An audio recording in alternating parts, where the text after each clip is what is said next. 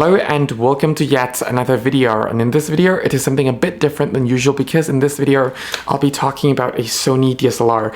I don't usually talk about Sony DSLRs, but after I last made a video about the A100 I kind of got interested more into the Sony DSLR, especially from their design language perspective, because the A100 still kept a lot of the Minolta's design language, and obviously the A200 line of cameras all the way to the 300, 500 lines and so on and so forth changed a lot from the original Minolta's design language. So yeah, but in this video I still will be discussing about my opinion based on how I shoot with this camera, in case you might want to consider getting this camera or just looking for the second or third opinion about this camera. So without further ado, let's get into the video.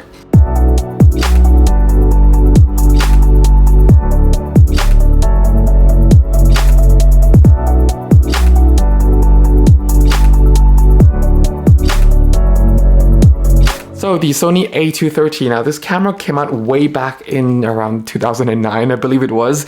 I can't really remember it precisely anymore, but it's been almost 15 years since this camera was released, and to be honest, if it wasn't a DSLR, it doesn't really feel that old, to be honest with you. And, you know, after using it for a while, it is still a very enjoyable camera to use. I actually forget that it's an entry-level camera to use. Maybe it's because a lot of the Sony mirrorless cameras nowadays still has little amount of buttons, so you still have to access the menus. But anyway, besides that point, it is still a very responsive camera, a very fun camera, and also a camera that actually still delivers a really solid result coming out of the camera. I'm sorry about the helicopter noise outside. I live near the main street, and also there's a traffic noise as well. But anyway, back to the video. This camera, you know, yes, it is an entry-level camera, but there are a lot of things that makes it a very fun camera to use, and it's a camera that, you know, after using the A100, you can really feel that the design department at Sony at the time, I don't know if you actually call it the design department, but the department that designs this camera and also engineers this camera really want to make this camera as fun to use as possible, and it really shows when you actually use it, from how it grips to how it really operates, and when you put your eye up to the viewfinder, how it tries to focus right away, though you can actually turn that feature off, all the way to just this, like the shutter mechanism. It's very nice and light to listen to, which is actually very, very nice as well. Anyway, in this video, it's not a full review video. Just as usual, it will just be my opinion on this camera based on how I've used it. Yes, there are flaws as well, despite me liking this camera so much. And if you're just here to look at the tech, you're welcome. But if you're here just to get second or third opinion, I hope that this video will actually help you quite a bit. So let's start first with the first section, which is the operational side of things and the usability. This camera is built like, well, an entry-level camera. It does feel very plasticky despite its kind of futuristic design, where, you know, it has this curves and this cutout, things like that.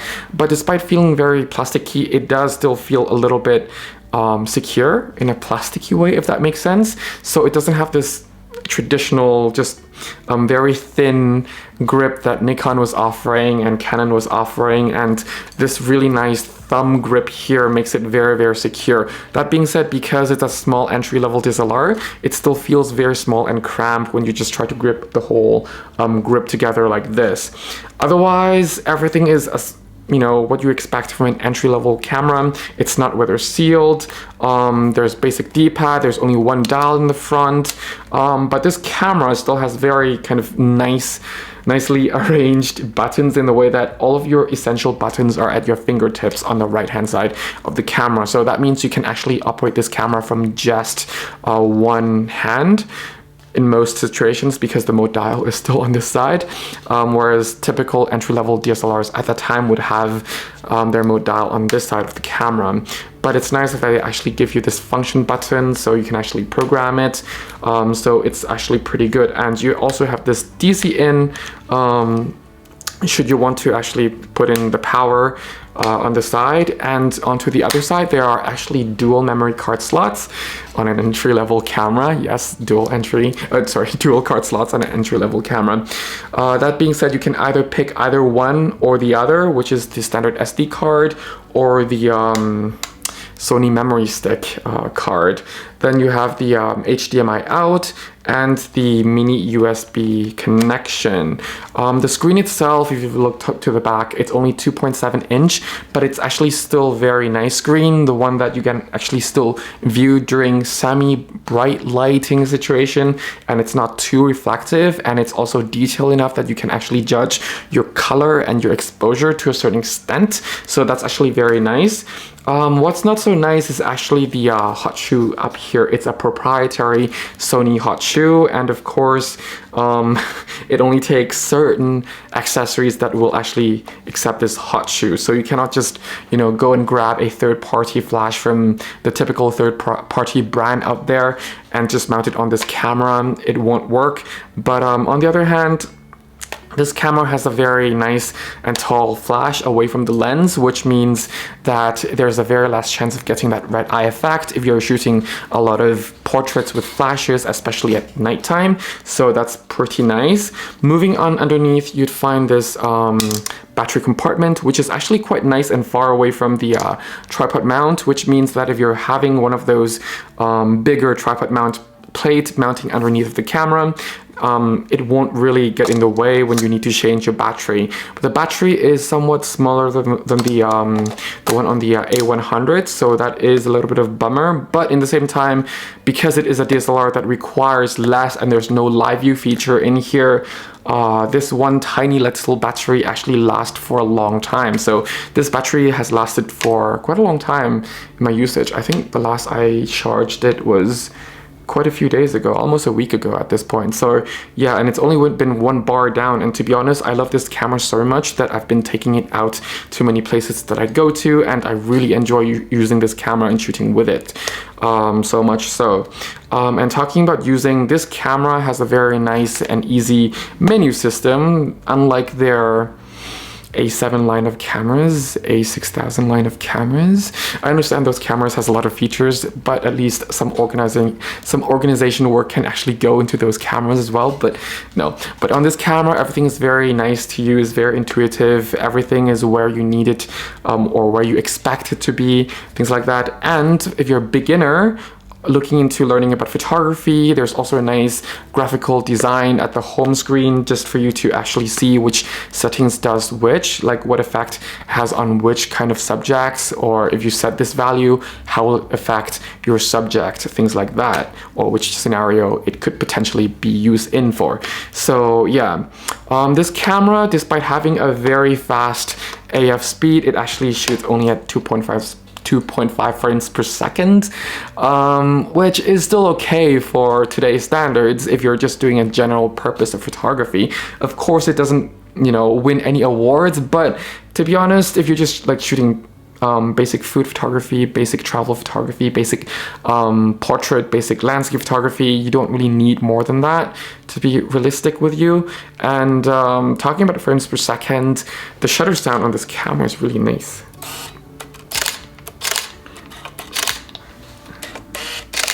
Yeah, it's not too loud like Canon and Nikon DSLRs at the time, and there's that very nice kind of tactile feedback you get from the mirror. Of course you get that, but like it's very nice and soft as well, so that's something that I really like. Overall, I'm having a much more positive impression of this camera compared to the A100. Of course, that's a completely different beast at a much older age as well, but this camera definitely fixed a lot of things that this camera had problems with.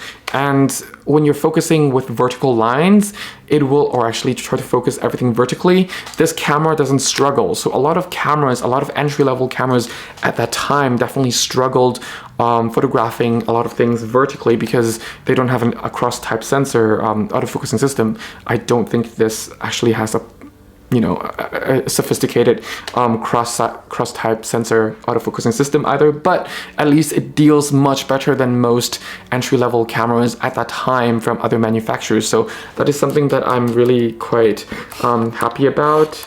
simply because it just locks onto a lot of things very quickly and also very accurately, unless if you're using the 50mm f1.8, of course, because it is a larger aperture. But if you're just using the standard lens, everything just gets locked into focus really quickly, so that's pretty good. And of course, being Sony, it does accept all of the A mount from Minolta as well, because this is a Minolta lens, the Minolta A mount. Yeah. Oh, and one thing about this lens, just real quick, is I like how cute this is, because okay, just cut my nails, but you can actually pop this out as a hood. Like, I don't know if you see it. Yeah, that is the lens hood itself. And then to not use it, collapse it back. There, lens hood back in. So yeah, there is that. Otherwise, there's not really much to say. There is the eye sensor here that activates, like on default, activates the autofocusing system when you put your eyes up to the viewfinder. Sorry, my tongue is just twisting quite a bit. It's a really hot day today. And then at the back here, you find this LCD screen that auto-rotates depending on which rotation of the camera you have it in. So that's actually quite neat. But yeah, otherwise, there's not really much else to add to. This camera only shoots up to 4,000th of a second if you're interested, which if you're shooting a lot in bright daylight condition with f1.8, f1.4 lenses, that might not be so ideal, but for most scenarios, it is perfectly okay to have only 4,000th of a second shutter speed. And also, this camera doesn't have any Wi-Fi, Bluetooth, NFC, what have you.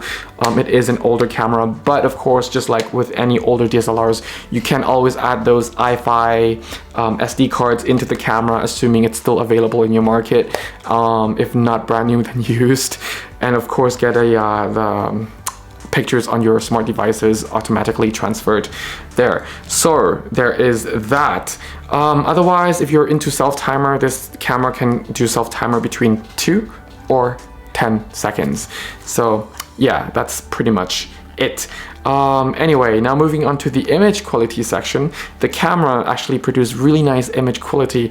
Yes, it's only 10 megapixels, but to be honest with you, the 10 megapixels is completely fine for today's standards. If you're only uploading it to Instagram, Facebook, other social media platforms, they generally don't use over 2 megapixels on the images. So 10 will leave you a lot of room to crop and also denoise. And talking about denoise, this camera, I'm comfortable shooting it up to ISO 800, which actually says a lot, because at the time period of when this camera was released, I wouldn't be more confident than ISO 400 or 200 on other entry-level DSLRs, whether it's Canon or Nikon. Maybe 400 mainly, but not up to 800. But on this camera, yes, the noise already starts to show at 800, but at least it's still acceptable if you're only shooting, let's say, your family members or just shooting personal events here and there, nothing professional, of course. If it's professional, I would still keep it around 400 or lower. But if it's non-professional, then it's 800, then it's totally fine on this particular camera. And 10 megapixels, again, is quite nice. The color depth is quite nice. The color science is quite nice. I like it much more than the A6000 line of cameras. Well, yeah.